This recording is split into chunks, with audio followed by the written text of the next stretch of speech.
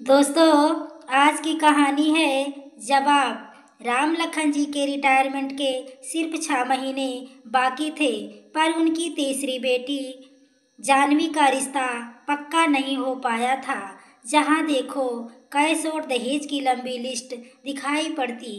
पहले से ही राम लखन जी को 4 बेटियां थी। उन्हें बेटियां होने का कोई मलाल ना था। उन्होंने चारों बेटियों को उनकी योग्यता के अनुसार शिक्षा दिलवाई थी। 3 बड़ी बेटियों की विवाह में तो लड़के वालों की मांगों को पूरा करते करते उनकी कमर सी टूट गई थी। फिर मकान भी बन रहा था, उसके लिए भी पैसे आवश्यक थे। जानवी की शादी में अभी भी उतना खर्च करने की हालात में नहीं थे। जानवी गवर्नमेंट विद्यालय में नौकरी करने लगी थी। उसने लड़के वालों की डिमांड देखकर शादी न करने की घोषणा भी कर दी थी। परंतु परिवार में कोई भी उसकी बात से सहमत न था। जब किसी रिश्ते की बात चलती, वह कोई ना कोई बहाना बनाकर मना कर देती। कभी बिना बताए अगर कोई रिश्ता लेकर आ गया तो ढेर सारे सवाल जवाब उनसे करती। बार बार ऐसा करने से घर में कलह का वातावरण हो जाता। पापा खाना छोड़कर बाहर निकल जाते, देर रात तक ना आते। मम्मी उसे कोस कोस कर रोती। कभी कभी बहनों को बीच बचाव के लिए भी बुलाया जाता, वे भी उसे डांट कर जाते। जानवी को शादी या लड़कों से नफरत नहीं थी। वह शादी के नाम पर लड़की वालों को लूटने घसीटने का यानी दहेज जैसी प्रथाओं से चिढ़ती थी। आखिर में उसने कहा कि जो लड़का बिना दहेज के शादी करने को तैयार होगा, मेरे योग्य होगा, उससे विवाह कर लूंगी। इत्तेफाक से जानवी की बुआ जी ऐसा ही रिश्ता खोज कर ले आई। लड़का प्राइवेट कंपनी में मैनेजर था। लड़के वालों को दान दहेज कुछ नहीं चाहिए था, केवल पढ़ी लिखी लड़की नौकरी वाले की मांग थी। बस दोनों ओर से रजामंदी हो गई। आज रोका ही रस्म में ही लड़के ने केवल नारियल और 501 रुपये का सगुन लिया। राम लखन जी ने लड़के के माता पिता भाई बहन को मिठाई के डिब्बे देकर विदा किया। उनके ही जाते महफिल लुट गई। जानवी की तीनों बहनें आई हुई थी। बुआ जी थी। बुआ जी तो आज विशेष मेहमान थी। सभी उनकी तारीफ कर रहे थे। उन्होंने भाई की बड़ी समस्या को सुलझा दी थी। लड़का व परिवार भी अच्छा चल रहा था। लड़का बाबू था, स्मार्ट भी था। वहाँ चाय पी रहे सभी लोग खुश थे, परंतु जानवी की तर्क बुद्धि यह मानने को तैयार नहीं थी। उसके दिमाग में ढेर सारे सवाल जवाब चलते थे। आज के जमाने में ऐसे आदर्शवादी लोग भी मिलते हैं जो दहेज के बिना भी शादी करने को तैयार हो जाते हैं। 2 महीने बाद ही विवाह का मुहूर्त भी निकल आया था। विवाह भी सादगीपूर्ण हुआ। जानवी अपने ससुराल जा पहुंची। ससुराल में भी कोई सजावट या दिखावा नहीं था। जानवी ने स्कूल से 1 महीने की छुट्टी ले ली थी। उसके पति योगेंद्र के कुछ दोस्त जो शादी में शामिल नहीं हुए थे, घर आ गए। लिविंग रूम में हंसी मजाक चल रहा था। जानवी नाश्ता लेकर जा रही थी कि अचानक उसके कानों में एक दोस्त की आवाज सुनाई पड़ी। वह कह रहा था कि योगेंद्र, तूने बिना दहेज के शादी करके बड़ी दरिया दिली दिखाई। यह सुनते ही जानवी कदम पीछे ही रुक गए। वह योगेंद्र का जवाब सुनने को आतुर थी। जानवी की आहट से अनजान योगेंद्र ने जोर से ठहाका लगाकर बोला कि मेरा दिमाग अभी पागल नहीं हुआ है।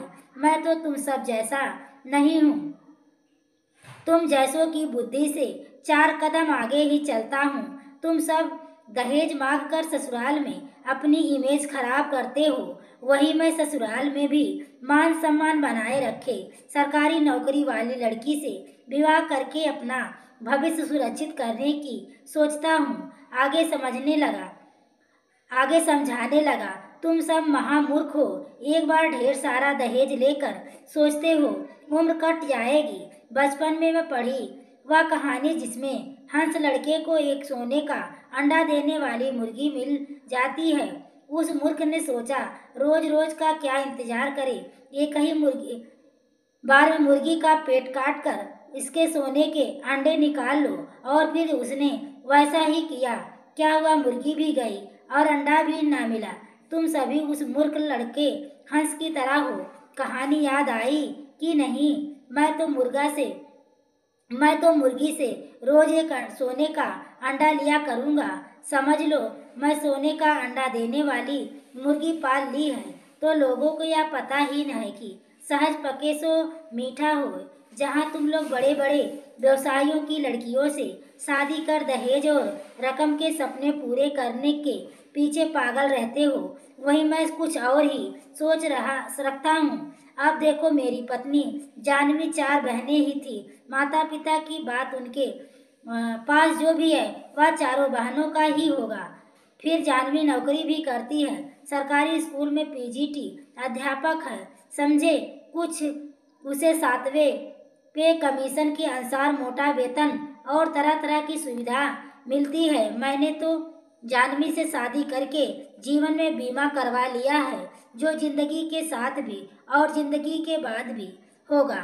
ऐसा सोचा, ऐसा सौदा किया, वरना दिमाग पागल नहीं हुआ था जो बिना दहेज की शादी करता। दोस्त भी ठहाका लगाकर हंसने लगे।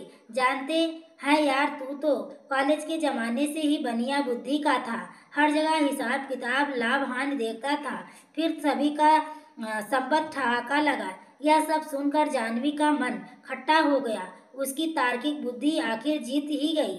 वह समझ गई कि हाथी के खाने के दांत अलग हैं और दिखाने के अलग हैं। जानवी ने मन ही मन सोचा, इसका जवाब समय आने पर दूंगी।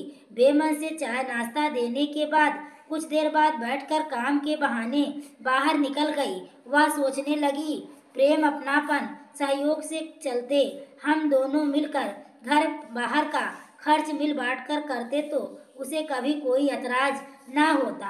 आखिर पढ़ी लिखी नौकरी वाली बहू किसके लिए आजकल मांग में है।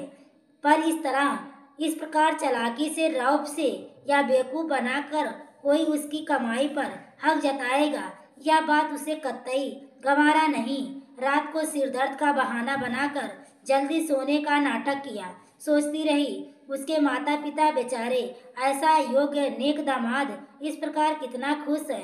नहीं नहीं, मैं उनका यह भ्रम बनाए रखूंगी। योगेंद्र को भी मैं ही सबक सिखाऊंगी। शिमला में उसने नोटिस किया कि बड़े बड़े खर्च उसी के एटीएम से रुपए निकाल कर हो रहे हैं। छोटे मोटे खर्चे और क्रेडिट कार्ड से करता। घर वालों के लिए उपहार लेकर वह बहुत संतुष्ट था। उसने भी बहाने से उसके पास एक क्रेडिट कार्ड निकाला। अपने माता पिता के लिए दुसाला और साल ली। क्रेडिट कार्ड वापस तो योगेंद्र के पर्स में रख दिया। बातों बातों में योगेंद्र बड़े ही प्यार से उसे उसकी अभी तक की सेविंग से पीपीएफ, वेतन आदि की जानकारी लेता रहता। जानवी भी सावधान थी, उसने कोई भी जानकारी सही नहीं दी। घर लौटकर जानवी ने बड़े होशियारी से सबके लिए लाए सामान उन्हें दिए। साथ में मेरी ओर से भी कहना नहीं भूली। योगेंद्र चुप रह गया। वह जानता था कि सब जानवी के पैसों से खरीदा है। सभी जानवी से खुश हो गए। अब जीवन की गाड़ी अपनी रोजमर्रा की पटरी पर आ गई। योगेंद्र का ऑफिस जाने की स्कूल की आगे ही था। योगेंद्र जानवी को समय पर स्कूल छोड़ आगे जा सकता। वह स्कूटर पर जाता था। जानवी ने जब उसके सामने क्या प्रस्ताव रखा तो उसने हामी भर दी। योगेंद्र दूसरे दिन जानवी के कार्ड से पेट्रोल के बहाने मनमानी रुपए निकलवा लेता था, पर ले जाने की समय सप्ताह में 3 या 4 बार ही ले जाता। कोई ना कोई बहाना बना देता। जानवी यह भी नोटिस किया कि छोटे भाई या बहन को कुछ पैसों की जरूरत होती तो वे दोनों चुपके से उसके से मांग लेते और कह देते, किसी को मत बताना। जानवी अभी नई थी, ज्यादा कुछ नहीं कह पाती, पर उसने सोच लिया कि इसका भी कोई ना कोई हल निकालना पड़ेगा। 1-2 महीने ऐसे ही गुजर गए। जानवी के ही वेतन से लगभग परिवार का खर्चा चल रहा था। सभी को बचत करने की पड़ी थी। पापा अपनी पेंशन से थैला भी खर्च नहीं करते। यही हाल योगेंद्र का था। राशन, दूध, बिजली, पानी का बिल, फल, सब्जियां, सबका भुगतान जानवी करती। छोटे खर्च योगेंद्र दिखावे के लिए करता। एक दिन जानवी मायके गई तो उसने अपने पापा को कुछ उदास पाया। बार बार पूछने पर उन्होंने बताया कि मकान बनाने में अनुमान से ज़्यादा पैसा लग चुका है। अब हालात यह है कि मकान में लकड़ी का काम करवाने के लिए पैसे कम पड़ गए हैं। बिल्डर ने काम रोक दिया है। जानवी को मन ही मन बहुत दुख हुआ कि जिस माता पिता ने शिक्षा दिलवाई, कमाने योग्य बनाया, वही आज पैसों की तंगी सहन कर रहे हैं। वह उदास मन से वापस आई। महीने के खर्च होते ही छुट्टी के दिन जब सवेरे सब चाय की चुस्कियाँ ले रहे थे, उस समय जानवी ने बड़ी शालीनता और अपनेपन की जबान में कहा, देखिए, हमारे घर में 3 जनों की आमदनी आती है। मेरी और योगेंद्र का वेतन और पापा जी के पेंशन का, पर बचत के नाम पर कुछ भी नहीं है। ऐसे कैसे चलेगा? मुझे तो बहुत चिंता होती है कि सत्येंद्र की पढ़ाई तो 2 साल बाकी है, उमा की शादी भी करनी है। ऐसे ही अपनेपन और जिम्मेदारी वाली बातें कर उसने सबका दिल जीत लिया। आगे खर्च बढ़ेंगे, इसलिए हमें सभी से प्लानिंग करके खर्च करना चाहिए। आज से देख लेते हैं कि इस महीने किसने कम खर्च किया, किसने ज़्यादा। सब अपने द्वारा किए हुए खर्च पर पूरा दिन जिसका खर्चा ज़्यादा हुआ होगा, उसे इस महीने राहत दी जाएगी। नए महीने से सब बराबर खर्च करेंगे ताकि सबकी थोड़ी बहुत बचत होती रहे, जो समय में भविष्य में होने वाले खर्च में सहायक बने। एक कागज पर तीनों ने अपने द्वारा किए खर्च का पूरा हिसाब लिखा। जब उसको जोर जोर से पढ़ा गया तो सबसे ज़्यादा रकम जानवी की ही खर्च हुई थी। योगेंद्र के भाई बहन द्वारा लिया खर्च भी सबके सामने स्पष्ट हो गया। योगेंद्र थोड़ा झेप गया क्योंकि उसने भी जानवी का बहुत पैसा निकाला था। अगले महीने के लिए सारे खर्च को बराबर बराबर बांट दिया गया। अब जानवी की अच्छी खासी बचत हो जाती थी। वह गुप्त रूप से मायके का मकान बनाने वाले बिल्डर से मिले। कुछ अग्रिम पैसा देकर उससे कहा कि आप मकान में लकड़ी की काम का पूरा करिए, मैं समय समय पर भुगतान करने आती रहूंगी। पापा को इस बात को पता नहीं लगनी चाहिए। 1 महीने के अंदर घर का लकड़ी का काम हो गया। जानवी ने मकान की सफाई वगैरह करवाकर सारा हिसाब चुकता कर दिया। उसने मकान की चाबी पापा को देकर शिफ्ट होने को कहा। यह सब जान पापा चकित रह गए। बेचारे जानवी की इस मदद से शर्म से झुके जा रहे थे। जानवी ने इस बात को गोपनीयता रखने को कहा। पापा ने कहा कि आपको इस मदद के लिए शर्म लज्जा महसूस करने की आवश्यकता नहीं है। आपका हमारे ऊपर हक है क्योंकि आपने ही हमें इस योग्य बनाया है। योगेंद्र भी कम ना था, उसने भी दहेज की शादी की थी। मन ही मन जानवी से उसका मुआवजा चाहता था। एक दिन जानवी को उसकी एक सहकर्मी से पता चला कि हमें अपने 2 सहकर्मियों से पता चला कि योगेंद्र कार के शोरूम में कार पसंद कर रहे थे। योगेंद्र जानवी की सहकर्मी को पहचानता नहीं था। जानवी को अंदाजा लग गया था कि योगेंद्र कार खरीदने की योजना बना रहा है। जानवी ने भी एक योजना बना डाली। अपने 2 बुजुर्ग सहकर्मियों जो समझदार और अनुभवी थे, उन्हें लेकर नामी शोरूम में जा पहुंची। बहुत सोच समझकर उसने एक कार पसंद की। डाउन पेमेंट कर आसानी से किस्त बनवा ली। कार उसने अपने नाम से खरीदी। कार चलाना उसे कॉलेज के समय से आता था। 3-4 दिन उसने सहकर्मी की पुरानी कार से अभ्यास किया। आत्मविश्वास आ जाने पर कार लेकर आ गई। पूरा परिवार देखकर चकित रह गया। जानवी ने कहा, मेरे मम्मी पापा ने विवाह की पहली वर्षगांठ पर मुझे दे दी है। योगेंद्र और उसके परिवार को खुशी तो थी, पर कार की मालकिन तो आखिर जानवी ही थी। बिना जानवी के इजाज़त के बिना उसकी मर्जी से कार नहीं ले जा सकता। अब जानवी के कॉलेज की 4 अध्यापिकाएं तो जानवी की आसपास रहती थी। एक साथ अपनी कार में स्कूल चलने को राजी कर लिया। उसने उनके द्वारा दिए गए पैसे से पेट्रोल डलवाकर बचे रुपयों से किस्त भरने लगी। योगेंद्र इन बातों से अनजान था। रोज जानवी गाड़ी चलाने के लिए मिन्नतें करता दिखाई देता। जानवी भी मन ही मन मुस्कुराती, सौ एहतियात बरत कर गाड़ी चलाने का आदेश देकर चाबी देती। एक दिन जानवी के स्कूल की छुट्टी थी। उसकी न्यू नोटिस किया पूरे घर की गुप्त मंत्रणा चल रही थी। उसकी रसोई में व्यस्त होने का लाभ उठाया जा रहा था। वह समझ गई कि कोई बड़ा फैसला या जो उनसे गुप्त रूप रखा जा रहा है। 2-3 बार उसने वकील को भी घर में आते देखा। वैसे तो उसे कोई चिंता नहीं थी, पर वह सब योगेंद्र के किसी चालाकी की भारी योजना का शिकार नहीं बनना चाहती थी। वह ससुराल के प्रति अपने कर्तव्य से भली प्रकार परिचित थी और उन्हें पूरा कर भी रही थी। वह एकदम नॉर्मल बातचीत करती रही। योगेंद्र ने कार की चाबी मांगी और माता पिता को कार में बैठाकर कहीं ले गया। दोपहर बाद सब लौटे। योगेंद्र भी आज छुट्टी ली। शाम को उसके सास ससुर और अपने रूटीन के अनुसार पार्क में घूमने चले गए। जानवी ने योगेंद्र को कुछ सामान लेने के बहाने मार्केट भेज दिया। घर में इस समय कोई ना था। उसने झटपट सास के तकिए के नीचे रखी अलमारी की चाबियां निकालकर अलमारी खोल डाली। सामने वही लिफाफा पड़ा था जो उसने ससुर के हाथ में देखा था।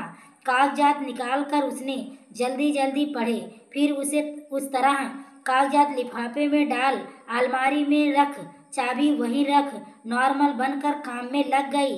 दरअसल यह पूरा पुश्तैनी मकान सास ससुर ने अपने दोनों की मृत्यु के बाद योगेंद्र के छोटे भाई के नाम कर दिया था। उन्हें यह विश्वास था कि योगेंद्र और जानवी समय आने पर नया फ्लैट लेने में सक्षम रहेंगे। कुछ दिनों बाद जानवी के सास ससुर ने बड़े प्यार से बुलाकर कहा, बेटी, यह पुश्तैनी मकान पुराने तरीके से बना हुआ है। हमारा जमाना तो गुजर गया। अब योगेंद्र और सत्येंद्र और तुम लोग को इस तरह से मकान में तंगी आएगी। हम सोच रहे हैं कि इस नए तरीके से घर में तब्दील कर ले। अगर तुम कुछ लोन ले लो तो यह काम आसान हो जाएगा। अभी तो तुम्हारे सिर पर कोई जिम्मेदारी नहीं है, नौकरी भी लंबी है, आसानी से किस्त चुका दे सकती हो। जानवी समझ गई। उस पर जाल फेंक दिया गया।